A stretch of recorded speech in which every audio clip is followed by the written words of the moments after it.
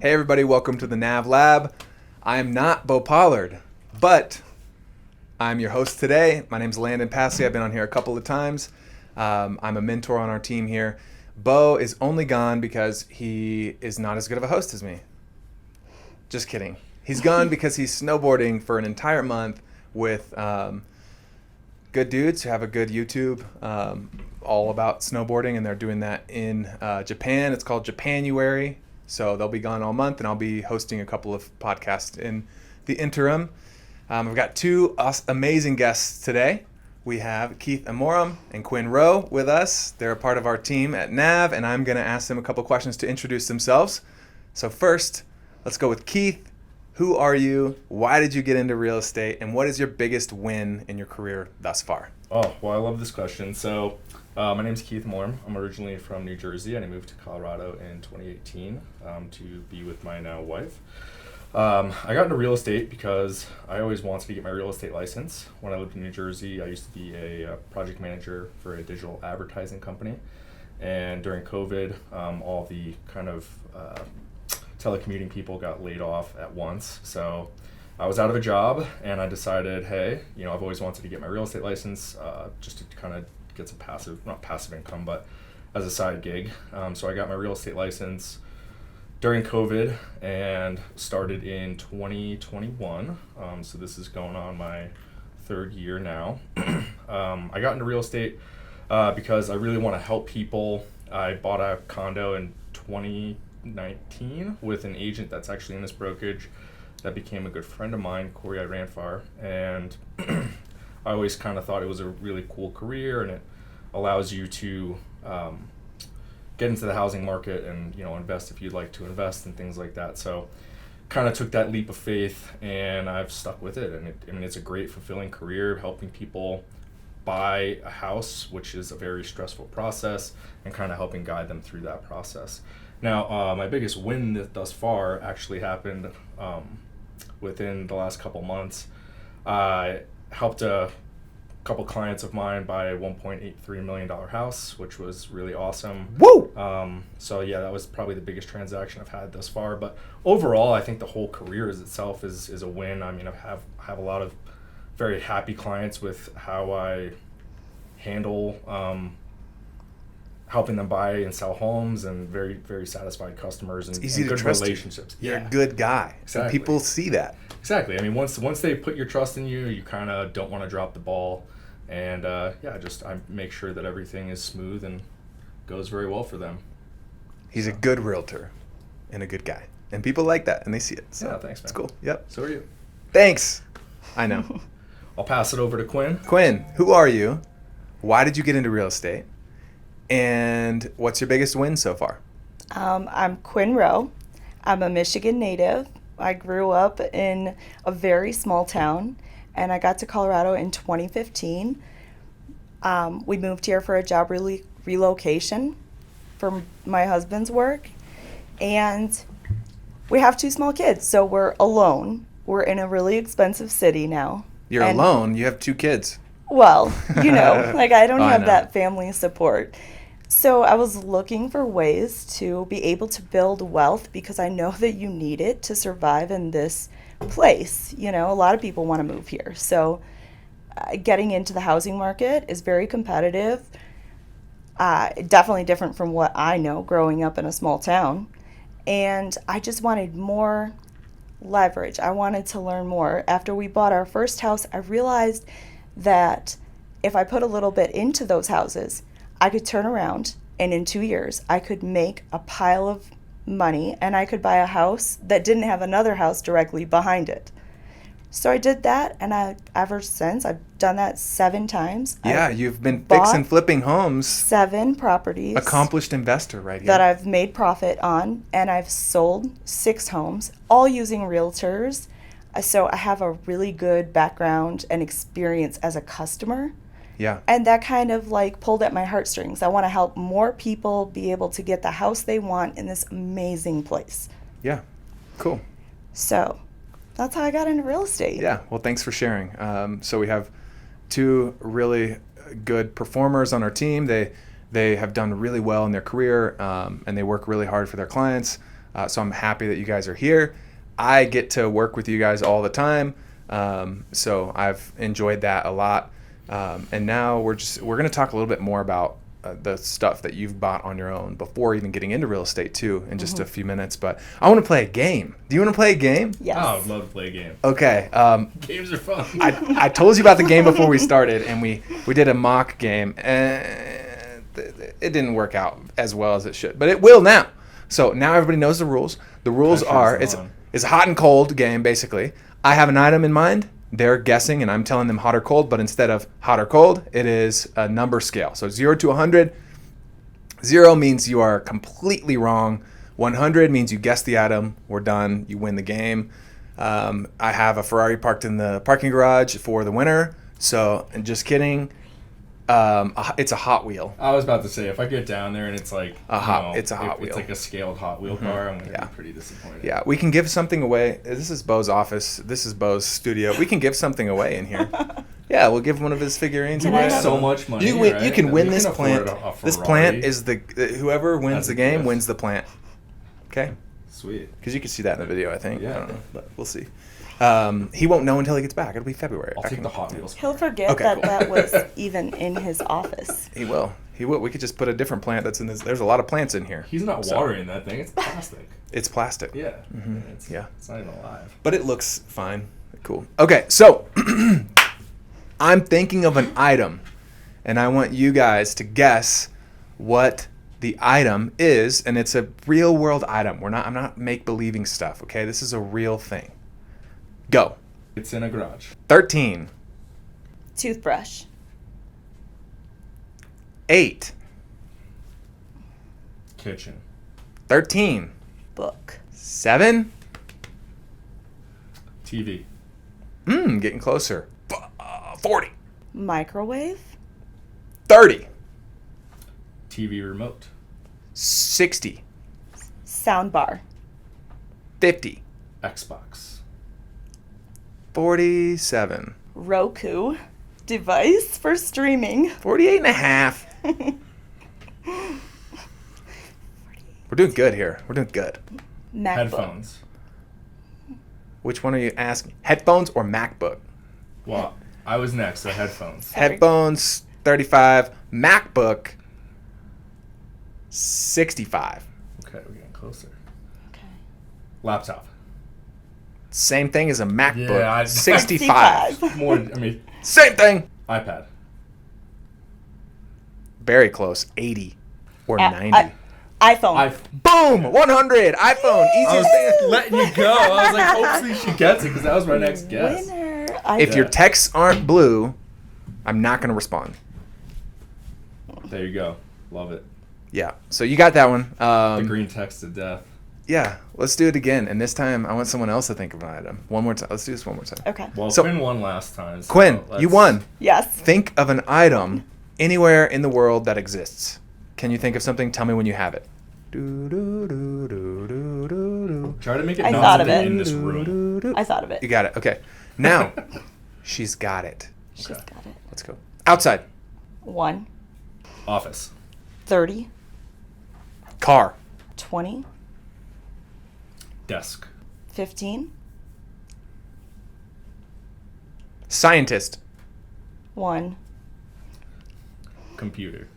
1, Kitten. 1, Camera. 12, Pen. 12,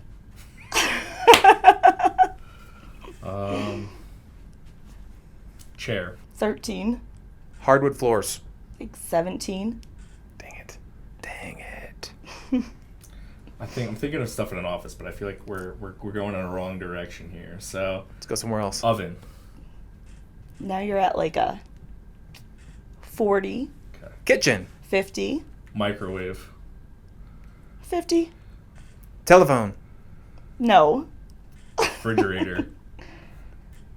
50, Sink. So it's definitely an appliance. 50. Apple. No. Cabinets. Okay, so now you're at like an 80. Woo! Glass.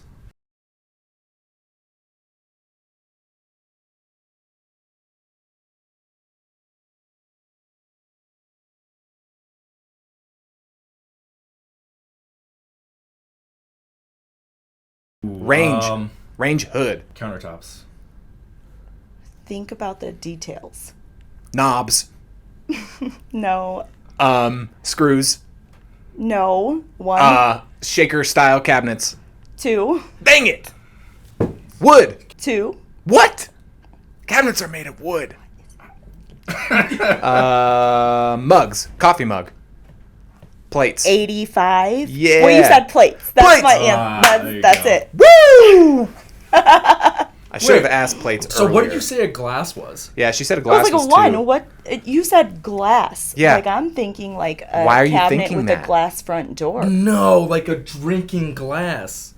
Oh man. Well, think that about You it. just, the object was No, glass. listen. Keith was right in this situation. We're talking about cabinets, and he says glass. That I'm means willing to glass give is it inside of to a Keith. cabinet. So. I'm willing to. I mean, let that should have you been have it. like a 95. Communication. Because then the is next guess key. would have been plate. So technically, I won the plant, and I'm gonna elect to keep the plant put right it- here. It's a good place for this plant, and with my winnings, I'm gonna keep it right here. Just put You're it welcome, Bo. in your office next door. I could put it next door in my office, but the camera wouldn't appreciate that. You know, so So Keith, you won that one. Oh no, I didn't win. I won. But he won. All I'm saying is, Yeah, you ruined it. we got to get some more practice at this game, Quinn. That's all I'm saying. Okay, let's get back on track here. That was a fun game. It wasn't as fun as it was with the other people online, but It'll get better over time. we're gonna get better. We swear. We're gonna get better. We should have been better, but we will be. So Well, that's the thing about NAV real estate agents. We're always trying to improve. yes, we are always improving. We're the best it ever was. So I have a question about. So we were talking earlier about how Quinn had done some investments before. You had invested in, at least bought a house before, a condo. So tell me about that. Let's start with Quinn. Tell us about kind of your journey with buying homes before you got into the real estate game, and I guess what were the eye openers for you when you were buying homes and selling homes that make you a better realtor today? Yeah. So the first experience I have in home buying was actually a terrifying one. I was 19 years old. I qualified for a loan. I bought a house. I sat at the closing table by myself with my lender. And when we got there, they forgot to include the PMI, taxes, and insurance in my payment. And I didn't have an advocate there for me. I'm basically a child who was approved for a 30-year mortgage. And I mean, it was just kind of like the first experience of me wanting to be a homeowner because I didn't have that in my youth, and realizing that there was a lot of stake at here, like a lot of stake. It's a big deal. Right. It could easily go south. Fortunately for me, I went through with that. I purchased my first house at 19. I'm very proud of that. I think it was a brave thing to do. Yeah, good job. That doesn't happen very often. I'm pretty sure it's a Guinness Book of World Record like title that I hold. But I mean, from there, I should have been petrified. I should have not bought any more properties, right? Because it was an epic like disaster. But what I realized is with the right people in my corner and with just doing some research and not quitting, I was able to buy another house. And I finished the basement, and I, did a backsplash, new countertops, and I sold it to move here. I made a lot of money in a couple years. Right. And it was a nest egg that I never had before. So now I'm sitting here with this nest egg, and I want to move to Colorado. I send the realtor here a list of my expectations, knowing that the budget would be triple my Michigan budget. And it was hilarious looking back on it. It was mountain view, no neighbors behind, like I'm looking for an acre with a new house. And my realtor, she must have just been like, oh my, like Unrealistic these expectations. first-time home buyers are Yeah, awful. we're gonna have to reel this in a little bit. Right? Yeah. But I had to come here. I had to see what was available. I had to make a decision that I thought was going to be good for me later. And I did. It was something I settled on. But I worked on that house for 2 years. In a couple of years, I got a house with no neighbor behind. And I renovated that house. And I sold it for more than I could have ever imagined. And I'm here. How much profit did you make on it? I made so much. I bought it for $575. It was it had paint, like it was plum paint, orange paint, pink paint. I mean, it was just a mess. It was a basic Colorado Every home. paint that's hard to cover up. It was a homeowner who didn't prepare. What's up with that, Colorado? Why do you amazing paint stuff like this? Okay, house. homeowners that have owned their home for 20 years plus, they've been painting things with like blues and purples and greens and yellows It's so all over the hard house to all the cover. time. Popular at some point. Stop doing that and remove your popcorn ceilings. You ever been to Florida? You're welcome. I think people think that, paint is a good way to bring color into your house, but actually accents are the best way to bring color into your house. Now, yeah, I feel like that's a new kind of a new thing that everybody's doing, and it looks way better. You can change a throw really pillow open up a like room. that. Millennials like less clutter and more kind of minimalism Right. and just more neutral colors, and then throw in accents that add a pop of color here and there. And That know can be what I love? changed easily. It's What I love much about that. easier. I'm seeing now in like interior design, Yeah. is a lot more wainscoting. That's I feel like making a comeback now as like an accent as well. And wainscoting, I know what that is. The original. So if you don't know what wainscoting is, it's that like wood trim that goes up and down the wall. It's usually like half the wall. Yes. And the reason for its inception was really to protect the walls from furniture. That's why it became. And it looks awesome. And it looks great. But like you see on a lot of like interior design, Pinterest, Instagram, TikToks, whatever, where it's like now this like cedar wood that kind of goes at like a diagonal angle and it strips and it's like all different kind of lengths. I think it looks great. But yeah, sorry, I didn't mean it's to really kinda creative. take over the conversation You're good. here. Yeah, But No, you I did love work on your design. house. You made a ton of money. You did really well. And would you say, investment is the best or safe investment, at least in your experience? I mean, if you can qualify to buy a home and you can afford one, it doesn't have to be like the pretty house that you imagine. You can get it there. And when you do, you are paying yourself back tenfold. Yeah. So what you're saying is it's okay when you're buying a house It's for okay the first to time. settle. It's okay to settle in the beginning because why? Because I'm making an investment. I'm starting somewhere. Yeah. Like you got to dig your feet in. You got to get in there and make it pretty and you'll sell. And it grows over time. So there's very few time periods where home values have fallen, and they're all in times of crisis as a nation. Like, the financial crisis in 2008, the dot-com bubble, COVID. Those are the only times house prices like ever fell at all, and nobody wants to go back to that. And even if you kept your home during any of those times, if you kept it for 5 years, you still made money. Right. So most of the time, it's a very safe investment, and it grows over time without you doing updates. And if you do updates, you make enough money to be able to afford the home you want in the future. So what Quinn is saying is just get in. You can settle right now and then get your dream house in 5 years because you gained the appreciation and didn't waste your money on rent. Yeah. If you rent and then 5 years comes along and you're ready for that house because now you have a family and now you've got this job, well, you don't have the down payment that you would have had if you'd bought into something more, scalable and kept it. Yeah.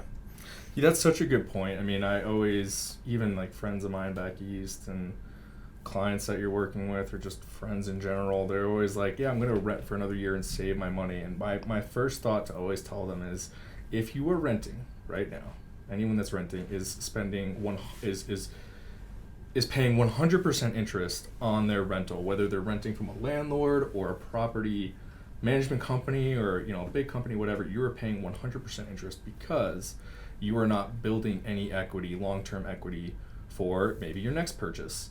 And then I go on to the next point of always saying, if you are a first-time home buyer and you're single, or maybe you're a couple and you're not married, or whatever the case is, the best thing you can do is either look for a townhome or a condo if you don't have that many funds, because at least with that, yes, you are a part of an HOA, and that's sometimes frowned upon itself, but at least you're putting equity back in your pocket, that if you decide to later on, maybe you made a few advances in your careers or whatever, you can have more money in your pocket to either sell the place and upgrade, or you could hold on to it as a rental, and sometimes even use the equity you have in that condo to put it into your next house. So there's a lot of options there, whereas renters, you're just I like to say pissing money away. It is. True. You are. Like, in my childhood, we always rented too, and that comes with things. And it's like having a landlord. I remember one time we painted our shutters because they were fading, and the landlord came over and they were upset that my mom had taken down the shutters and put a fresh coat of paint on them because it's their house. Right. Right. And they didn't ask. Did your mom ask him first? I don't think she did, because she painted it the same exact color. It was sun faded. Right. But it's a good thing, right? Yeah, like she was doing a service. We lived there. It was our home. But then you realize when the landlord comes to you like that and you can't make those tiny improvements, that this is not your home, So I think that like just becoming a homeowner just gives you so much more stake in your long-term wealth. Yeah. Would you have anything to add to that, Keith, about your experience and any eye-openers for you? So all good points. Talking about eye-openers as coming from not being an agent. Yeah, before you're a realtor, kind of what changed in your mind about your perceptions on buying a house before you did it to when you did it? I can really go down a rabbit hole on this, but I'll try to stay high level. Rabbit holes are awesome on this one. So the first kind of real estate transaction I ever did was when I was helping sell my mom's house down in Florida, and dealing with the real estate agent down there. She was asking for like 7%, and I just kind of lost it because my mom hadn't owned the house for a while.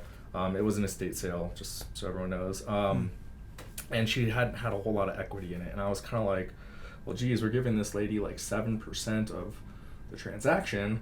Not realizing that part of that also goes to the selling agent and the buyer's agent, and kind of like put me off ease. Which as a customer, I was like, man, they make a lot of money for like what I thought was not a whole lot of work. Yeah. Right? The next kind of foray into real estate was when I moved here, and then me and my at the time girlfriend bought a condo over by Sloan's Lake, and like I said before, I used a real estate agent in this office that I'm now like best friends with, and he was just getting started in real estate too. So buying that condo, it kind of opened my eyes to, well, like what you said, you have like all these expectations of what you can afford, and then you meet with a lender, and I think we did it a little bit unconventional to how people usually buy a house these days, where they meet with a real estate agent first and then they talk to a lender. We did the opposite. We talked to a lender first, and then we went looking for real estate. So we had a little bit better of an idea of what we can afford, and we knew where we wanted to live. So we went out and we looked at like 16 houses in a day, and then we kind of just like found the one that day, and we were like, yep, that's it. And that's just kind of how me and my wife roll. We're just like very quick decision makers. Like you're gonna buy, so like let's do it. Yeah, same. And we were kind of in a crunch too, because our like rent was we were coming up on renewal and stuff, so we were like, we got to make a decision. So we bought the place, and throughout the entire real estate transaction, Corey was great in everything that he did and kind of walked us through. And I'm sure because he was kind of new in real estate, he had a little bit of help himself. But it taught me that it's a stressful process. Right. You don't know your ass from your elbow when you're looking at a real estate contract and like asking questions and things like that, and it's very scary and daunting. When we closed, it was a huge relief, because then now you're like, oh man, this is my place. I can do whatever I want with it within reason. And then like 2 years later, I'm becoming a real estate agent, going through the real estate classes, and I'm like, holy cow, like there's a lot more to this than just putting an offer in, and then like 30 days later, you're like closing with a client. So, and then obviously becoming a real estate agent and working with buyers themselves, it taught me a lot about like this job. You have to wear many hats. You have to be a marketing expert. You have to be an expert in like psychology. You have to know economics. You have to know basically the ins and outs of like different things in a home. You have to know the difference between like granite and quartz. You have to know like porcelain and fiberglass. There's just like a lot of different things you need to know. Vinyl floors versus hardwood. So it was an exciting process, and I think one thing else I'm learning about this profession is that you're always going to be learning. You're always going to be put on your toes. I mean, even right now, I put an offer in yesterday for a piece of land. I've never done that before. Yeah. And I called several people out of brokerage that have had some experience at that and just got their take on it. And, now I feel a little bit more confident that next time I need to go put an offer in on a piece of land, I know, a little bit better about what to do. Yeah. So it's a great process. And if you're ever thinking about getting a career in real estate, I would say just stop waiting and do it, because it's an exciting career for sure. Yeah, it's exciting, and it's rewarding too. Like you were saying, you wanted to help people earlier, and you also said it's stressful and daunting, and it's overwhelming when you're buying a home. And your real estate agent, whoever you decide to work with, makes or breaks that process for you. So if you have somebody who knows what they're doing or isn't afraid to pursue answers to all of their questions by leaning on people who have been in the business a long time, right? He said that he had a great experience with his realtor and became best friends with his realtor, right? And joined the brokerage that we are at because of his realtor. And his realtor was fairly new when he sold you the house, but he sought out the right guidance. He had people who were coaching him and teaching him, and he was just somebody who decided that they wanted to take good care of people and worked really hard to do that for you, so that you felt taken care of, right? That's always been my motto in this business. Like, I went out to dinner a few nights ago with my clients, and they were just like, man, we were working with another real estate agent, and he just seemed like it was all about his time frame, and the pressure was on for him, and he kept trying to push us into houses and make houses seem better than what we thought they were when we were in them, and it just always felt like there was a lot of pressure. And it's like, as soon as we met you and we started working with you, it was like a complete 180 from what was happening, and we started to feel a lot more comfortable, like you had our best interests and you weren't pushing us on a timeline. Right, and creating that's always like a safe space for you to look at the market, for the customers to make a good decision. It's not about you. At the end of the day, my motto has always been, as long as you just take care of the client's expectations and what they want, because it's the home that they're buying or the home that they're selling, then, everything else will fall into place. You will have more customers. You will have more referrals. You will have better experiences that lead to more business. Yeah. Coming into this, I thought that, it would be more about the houses, more about the property. But what I realized in very short order was that literally everything comes down to the person that I'm trying to help. Right. It's all about what they need. It's all about how I make home ownership work for them, their family, their budget, all of it. It's not about the house. It's about the person. Yeah. Yep. I couldn't agree more. Cool. Well, the final segment of this podcast, I'd love to just kind of dive into what you feel like your clients are, what you're feeling from your clients in the market right now, and how they're kind of responding to what's going on. And do you feel like it's justified? And then, Randall Dean, can you pass me my notes right there? This is some... Sorry, we have people in the background all the time. They keep the things rolling.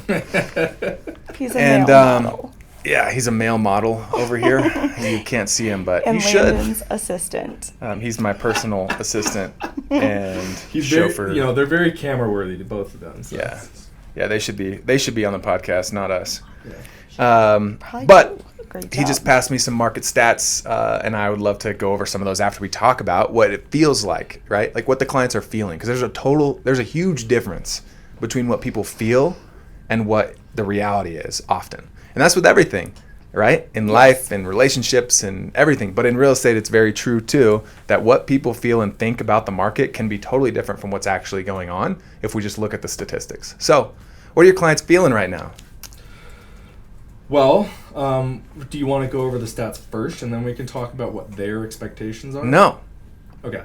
So I want to know what you were hearing from your clients, and are they excited about buying homes? Do they think interest rates are doing whatever? Are they worried? Are they are they coming back to market? I've had a lot of people coming back to market from everyone at the beginning of the year. I have like a list of 150,000 people that said, we're going to wait till 2024 to buy. We're going to wait till the new year. Call them all up, and none of them are ready to buy except for, maybe like a small percentage. But I at least have felt a lot of my clients coming back to the market, starting to message me again, starting to ask questions, starting to want to see homes again, who seem like they are enthusiastic about what kind of the future holds with the market. And I just am wondering if that's common, or because I still have those few who are saying really negative things about the market. So I don't know. Yeah, I feel like there's always a lot of negativity in the market, and I feel like that comes a lot from people that aren't in real estate. So, like the talking heads in the media, or they get their information from social media, and all they're hearing all day is like the Robert Kawasaki's of the world, like sell your real estate as fast as you can, or don't buy right now because the real estate's gonna bottom out, or the bottom's gonna fall out in the next 6 months. And then you look at their holdings and they're like investing into real estate every day. And it's I wouldn't necessarily call it twisted's probably a strong word, but I think there's definitely some bias there. Tilted. Yeah, and slightly so askew. the speculation from my clients, buyers and sellers, is that the real estate market is almost always on the verge of crashing. And if they're not at that point, then they're at the next point where it's like, hey, interest rates are super high. They're going to come down, right? Like they're going to come down in the next 2 weeks, right? They're going to drop down to like 2 and 3 again. And that's always the expectation. And I always have to kind of, as a real estate agent or a realtor, you're always kind of educating your clients on different things. And at this point in the education process, you kind of tell them like, interest rates are always fluctuating, but to think that they're going to go from 7 down to 4 in a matter of weeks is completely unrealistic, right? During COVID, we saw interest rates drop 2.5% over the course of like 6 months to a year, and they hit historic lows because the government and our economy was being propped up by the real estate market, right? There was nothing else that was open. Businesses were closing down left and right, and the government kind of used real estate and the real estate market to prop up the economy so it didn't crash. That is a global pandemic. In order for interest rates to drop that low again, something catastrophic like that needs to happen. So I always educate my clients on that point. And I think over time, as these interest rates began to climb and they began to stay there, people become more and more accustomed to the new norm. And I think that's where people are getting used to now. Yeah, we talked about that last couple weeks ago on the podcast about how I believe people are getting comfortable. Like they're finally getting comfortable with the new norm, which is like this similar to the last 30 years normal for interest rates. It's just we enjoyed such low rates because of such terrible things happening in the nation that they were trying to, make it all look and feel better for consumers. So now people are getting comfortable with what is a normal. Hey, whoa! Almost dropped. Don't spill that on this beautiful couch. Drink. Yeah, man, come on, man. Anyway, it really was pink, people. He's drinking now, but it was like that pink drink at Starbucks. He put it in that cup so y'all wouldn't know. It was like a Gatorade. And that cup is not aesthetic. Yeah, he is an unaesthetic cup right now. So. Yeah, we're gonna edit that out. He's gonna be holding a golden chalice whenever we put the edit in here. Yes, right? Y'all could do that. Randall Dean, a crumb you got cup. that? All right, cool. He's got it. It's all over the internet. Yeah. We're live streaming, people. We are not. We'll edit all this out. This was all for pretend. Edit this out. Beep. Just kidding. Okay. So, what do you think, Quinn? Yeah. So I noticed a big swing when October hit. I had a lot of buyers who needed to or felt like they needed to purchase before they either relocated from another state. Yeah. Or for, reasons like their school commute is not convenient because they also work full time. Like, there are so many amazing whys. Like, yes, you should be moving. This doesn't... Like, they needed to move. Right. They need to move. They want to buy. But when we got to the lending table, and they realized the process was a little bit more strenuous, we would have to make sacrifices, they told me, nope, we're going to hold off until that following year. And I am seeing them because the rates have dipped over the past few months. Right. I am seeing them come out of the woodworks. And honestly, I think that, I have like 5 buyers who are looking at the same exact houses right now. That house is sitting right now. Right. But in spring, if we even get down to 5, I think it's going to be a flood. I'm going to have 10 people going to look at the same house like it was previously. Yeah. And my recommendation is just to look at it, see if it works. This is a great time to go be picky, choosy, and ask for things. Yeah. My recommendation last time I was on the podcast was the same. Now is a great time to purchase a home, and I'm putting my money where my mouth is. I'm under contract to buy a new home right now because I believe in the future of the appreciation levels of the area. So, and that's across the board, across the nation. I believe prices are going to go up this spring, and it's going to make it look like I was making an incredible decision, even when people right now might be like, what are you doing? You're buying another house right now? I think it's a great time, and I'm putting my money where my mouth is and buying another home right now. Eat that interest rate for a minute. That Not is a very long short span of time. And if they never drop, guess what? Yeah. You got the lowest rate. You're better off. What if they only go up? Right, exactly. The cost of the house is like a 7% interest rate when it is great. When it goes up to 9%.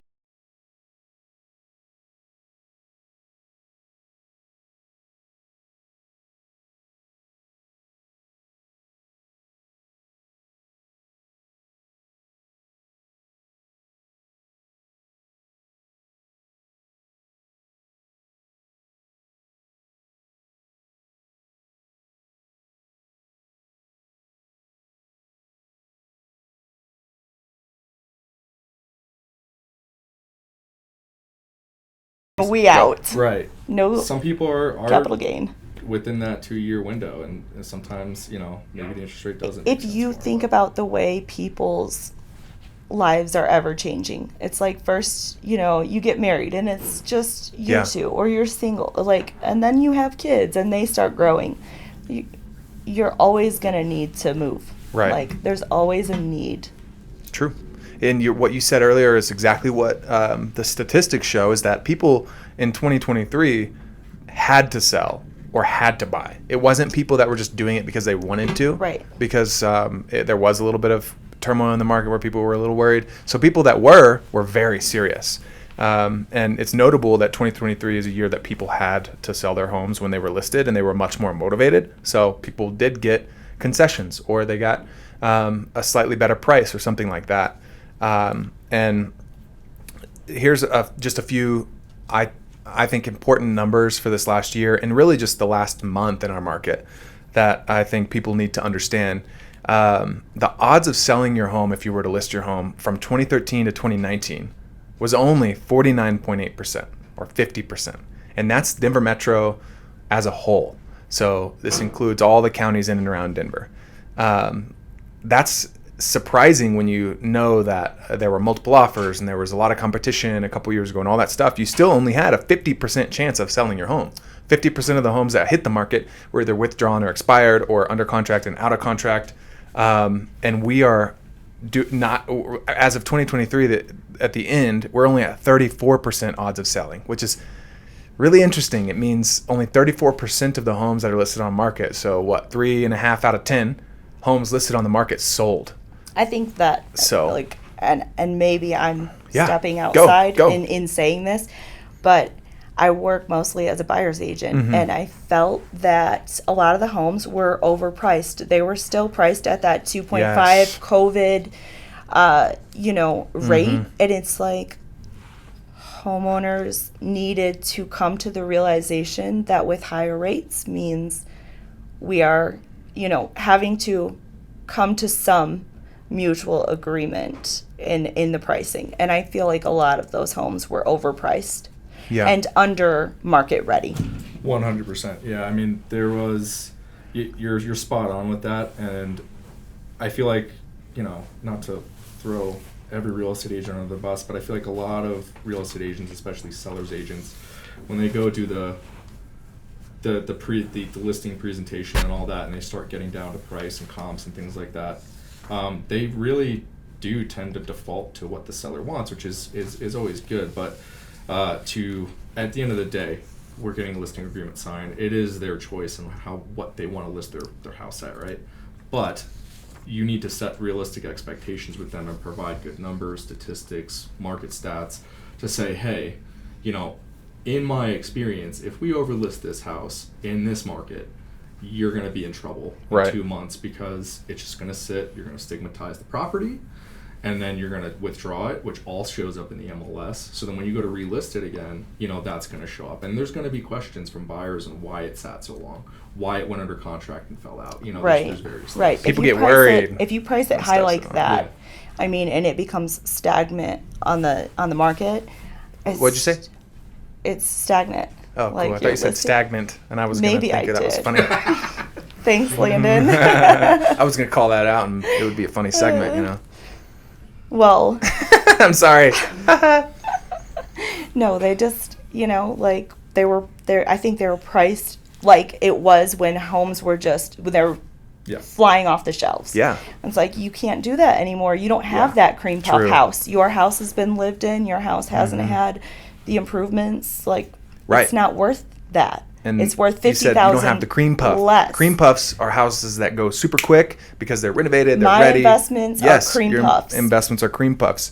And we saw, that's next point I was going to make was that we had less frequent multiple offers in the year of 2023 than we did in 2022.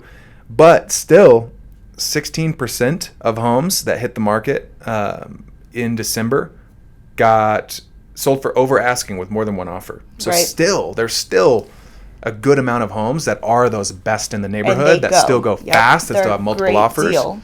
Yeah. They look amazing. Yeah. They're ready for their new owner, and they fly off the shelves. Yeah. So we're not saying that you can always get a crazy good deal, you can get concessions, or you can undercut the price right now, always. In many homes, a lot of times that's correct, but there's also those homes that still sell fast. If it's a beautiful home, it's only been on the market 2 days, and it looks like it just is immaculate, you better jump on it because you don't want to miss out, because those still go fast. 20% of all homes on the market go under contract in 7 days or less. So. Yeah, and that's kind of what we're talking about now as NAV agents with our clients, especially as buyers agents, is you got to jump on it right away. Right. I mean, that's always the thing. Right. If you find a good one, you love it, you walk in, you're excited. Like, we need to be ready. Or even just you're looking someone at pictures else online. loves it. I've had I have clients that are, hey, I saw this house, I want to see it 5 days from now. Mm-hmm. I mean, they know from working with me for a while that my recommendation is always to go to see it that day or the next day. Don't wait 5 days on your dream home. I don't need to keep repeating that to them. They know that. But, if they decide, hey, we're going to wait 5 days to see this house. You don't sit on the good ones. Time and time again that they, the day before we're going to see the listing, boom, I get a notification, the house is under contract. Or, hey, we got really 3 great offers. It's been on the market for a month, but we got 3 great offers. We're going to accept one tonight. So if you don't go see it, oh well. That's how it works. And I got to text my clients and let them know the bad news. Mm-hmm. So. Yep, that's how it works. Yeah. Well, I guess we probably should wrap this up pretty quick because we're hitting the end of our time limit. Nobody wants to watch an hour-and-a-half podcast. Oh, this isn't like the Joe Rogan experience? We don't do you have as much clout as Joe Rogan? No, not at all. Okay, how many followers do you have on Instagram? 2. Okay, yeah. So it's a growing influence. Yeah, Joe, please help us out. Just give us I'll text him later. Wait, we kind of have Randy here who could. Yeah, Randall Dean is an influencer. I'll text Joe later, so it's fine. This is all getting cut out. Randy won't be on camera. Yeah. Joe, can you come? Flash up. Yeah. Yeah, right? Like one of those movie things? Maybe if we could get Snoop Dogg on and we could all, maybe that would work. That's the end goal. Be Yeah. careful. Landon's going to start beatboxing. Quinn's Yes. going to start rapping again. Oh my gosh, yes. When the pills in the grandma. Okay. I'll be the best. That was our outro. Just kidding. Before we sign off and say goodbye, is there anything going on that you are excited about for the next year, personally, professionally, anything? Personally, professionally, I'm excited to kind of revive all of these clients that I've had that were afraid of these high interest rates, and with all the speculation in the market that interest rates are going to go down, kind of like, you know, we've been talking about. Quinn brought up a good point before. As soon as it drops a couple percent, people are going to be flooding the market, and Yeah. I'm waiting to help all those people in the next couple quarters, especially Q2 and Q3, when things are really going to heat up. Yeah. And, you know, that will lead to obviously more financial positives for me, and then Right. hopefully, you know, doing some cool stuff with that, maybe another investment property. And Hey, So- nice. Yeah. How about you, Quinn? Oh, that would be like the dream is for me to be able to get one more investment property this year. Nice. I think I'm a couple years out. This year, I am very excited about just what is going to go down. Like, I'm so excited to meet people. I'm so excited to get my buyers from last year into houses this year. Yeah. And I'm hoping, you know, like we start seeing some calmer waters where things level out and we're able to just thrive. Yeah. Cool. Cool. Well, I'm excited for this next year as well. I'm excited because we're trying to move the family over to Castle Rock, which is in between Colorado Springs and Denver, because we're actually opening up an office in the Springs for our Springs team. So once that's open, I'll be helping kind of train the team in Denver and in the Springs. So it'll be nice to be right in the middle. So I'm excited for that, and just seeing what happens with NAV. We're growing, and just things are looking really good for the next year. We've had some things where we kind of had to work through them as a team and figure out what we're going to do and how we're going to handle the lead volume and how we're going to help as many people as we possibly can. And I think we've got it down to we have a good trajectory to make sure everyone is trained well and can help people and knows what they need to know to do it well. And also, we can get more and more leads. So we're figuring all that out, and I think we're doing really good. So I am very excited for what our team has. We'll be with you in a couple weeks to give you another episode of the NAV Lab with some new guests, and I hope you enjoyed this one. Please, if you can, it really helps our podcast out if you give us a like and you subscribe to the channel. We would really appreciate that, and we look forward to bringing you some more cool episodes. So thank you for being here today, and that's all I got. Until next time.